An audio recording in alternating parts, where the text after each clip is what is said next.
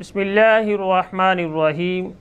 ناظرین کرام، زکوٰۃ کے حوالے سے کافی مسائل ہم سماعت کر چکے ہیں۔ زکوٰۃ کی اہمیت، افادیت، زکوٰۃ کسے کہتے ہیں، زکوٰۃ کس پر فرض ہے، کن اموال پہ فرض ہے، یہ تمام کی تمام چیزیں ہم ماقبل کی کلپس میں سماعت کر چکے ہیں۔ آج سنیں گے زکوٰۃ کن کن افراد کو دی جا سکتی ہے۔ تو عزیزان محترم، 7 قسم کے ایسے افراد ہیں جنہیں زکوٰۃ دی جا سکتی ہے۔ نمبر 1، فقیر۔ فقیر سے مراد ایسا بندہ جس کے پاس مال نامی یا غیر نامی نصاب کی قیمت کو نہ پہنچتا ہو۔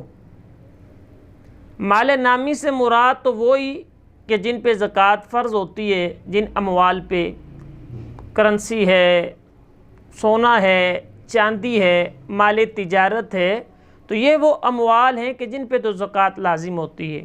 تو اس طرح کا مال بھی اس کے بعد 52.5 تولہ چاندی کی رقم کو نہ پہنچتا ہو، اور نہ ہی غیر نامی حاجت اصلیہ سے زائد ایسا مال ہو جو 52.5 تولہ چاندی کی رقم کو پہنچتا ہو۔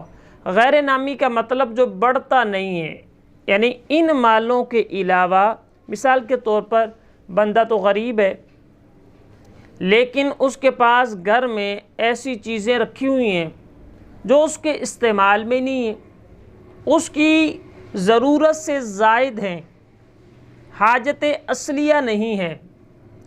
مثال کے طور پر ایک اسلامی بہن ہے، غریب ہے، اگرچہ گھر اپنا ہے لیکن اس کے پاس مال اتنا نہیں ہے جو 52.5 تولہ چاندی کی رقم کو پہنچ جائے، لیکن اس کے جہیز کا سامان ضرورت سے زائد اتنا تھا کہ جو 52.5 تولہ چاندی کی رقم کو پہنچ جاتا ہے، تو اب یہ بھی زکوٰۃ نہیں لے سکتی۔ یعنی کسی بھی طرح کا مال جو ملک ضرورت سے زائد ہو، اس کی قیمت 52.5 تولہ چاندی کو پہنچ جائے، تو ایسا بندہ زکوٰۃ نہیں لے سکتا۔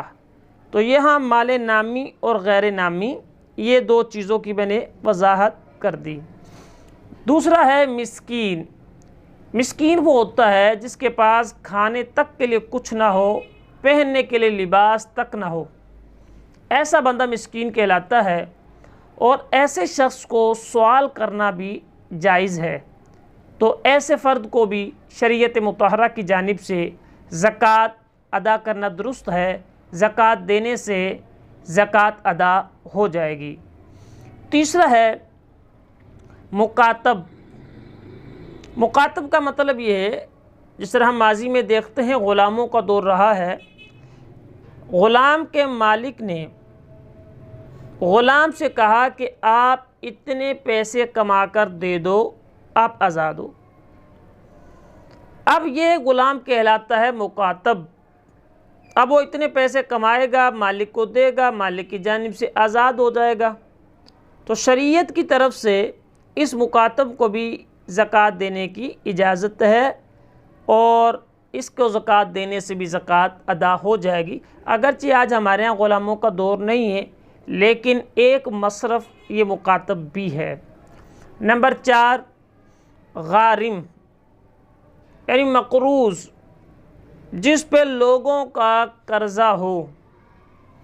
اب اگرچہ اس کے پاس اپنے پاس وافر مقدار میں مال ہو، لیکن قرضہ نکالنے کے بعد نصاب باقی نہ بچتا ہو، تو ایسے بندے کو بھی زکوٰۃ دی جا سکتی ہے۔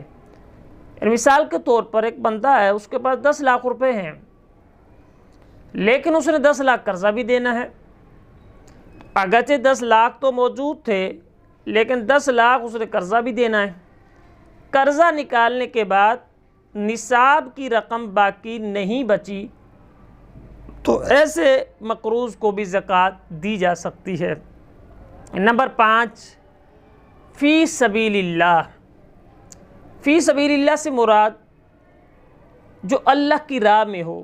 مثال کے طور پر جہاد کی ضرورت ہے، کوئی بندہ جہاد پہ جانا چاہتا ہے لیکن اسباب نہیں پاتا، تو ایسے بندے کو زکوٰۃ دی جا سکتی ہے کہ یہ فی سبیل اللہ میں آئے گا۔ یوں ہی حج پہ کو جا رہا ہے، سوال کرنا جائز نہیں ہے، بندہ بولے مجھے دے دو، یہ ناجائز ہوگا۔ اور شریف فقیر بھی ہو، یہ جتنے بھی لوگ ہیں یہ سارے کے سارے شریف فقیر ہونا ان کا ضروری ہے، یعنی 52.5 تولہ کو چاندی کی رقم کو مال نامی یا غیر نامی کے ساتھ کسی بھی طرح ان کی مالیت نہ پہنچتی ہو ضرورت سے زائد، تو اس کو بھی زکوٰۃ دی جا سکتی ہے۔ کوئی حج پہ جا رہا ہے لیکن اسباب نہیں پاتا، شریف فقیر ہے، تو دی جا سکتی ہے۔ اور یوں ہی ابن سبیل، ابن سبیل کا مطلب یہ ہے مسافر، مسافر یعنی کہ آپ اپنے گھر میں اگرچہ غنی ہوں لیکن آپ سفر پر تھے، آپ کو پیسوں کی ضرورت پڑ گئی، اب آپ کے پاس کوئی سبب بھی نہیں ہے، کوئی ذریعہ بھی نہیں ہے، اب شریعت مطہرہ اجازت دیتی ہے کہ ایسا بندہ بھی بقدر ضرورت، پھر اس کے آنے جانے کے جو معاملات وہ حل ہو جائیں، بقدر ضرورت زکوٰۃ لے سکتا ہے۔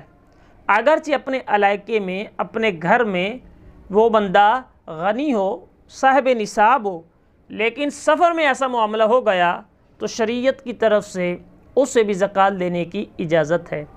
اور 7ویں قسم ہے عامل۔ عامل پہلے بادشاہان اسلام نے کچھ لوگ سلیکٹ کیے ہوئے تھے، مقرر کیے ہوتے تھے کہ جن کا کام ہی یہ ہوتا تھا جا کر لوگوں سے زکوٰۃ وصول کر کے آتے، لوگوں سے عشر وصول کر کے لاتے، تو یہ عامل کہلاتے تھے۔ تو اب یہ افراد ان کا سارا وقت اسی میں صرف ہوتا، تو شریعت مطہرہ میں ان لوگوں کو بھی زکوٰۃ لینے کی اجازت دی، ان کو زکوٰۃ دینے سے زکوٰۃ کی ادائیگی ہو جائے گی۔ تو یہ 7 قسم کے افراد ہم نے سماعت کیے کہ جن کو زکوٰۃ دی جا سکتی ہے، یعنی جو شرعی فقیر ہے، مسکین ہے، فی سبیل اللہ ہے، ابن سبیل ہے، غارم ہے، عامل ہے، مکاتب ہے، یہ 7 افراد، ان کو زکوٰۃ دی جا سکتی ہے۔ اب جو شرعی فقیر ہوگا اور جو موانع نہ ہو، یعنی کچھ لوگ ایسے ہیں نا جن کو زکوٰۃ اگرچہ شرعی فقیروں نہیں دی جا سکتی، ان کے علاوہ ہوں تو آپ کی زکوٰۃ دینے سے زکوٰۃ ادا ہو جائے گی۔ تو اللہ تعالیٰ سے دعا ہے ہمیں ان احکام کو یاد رکھنے اور عمل کرنے کی توفیق عطا فرمائے۔ اگلے کلپ میں انشاءاللہ ہم کن رشتہ داروں کو زکوٰۃ دی جا سکتی ہے، کن کو نہیں دی جا سکتی، اور اس کے علاوہ BC ہے، دیگر بیانہ ہے، اس طرح کے معاملات، مختلف مسائل انشاءاللہ بیان فرمائیں گے۔ اللہ ہمیں احکام شرعیہ سیکھنے کا جذبہ، اس پہ عمل کی سعادت عطا فرمائے، آمین بجاہ نبی الامین۔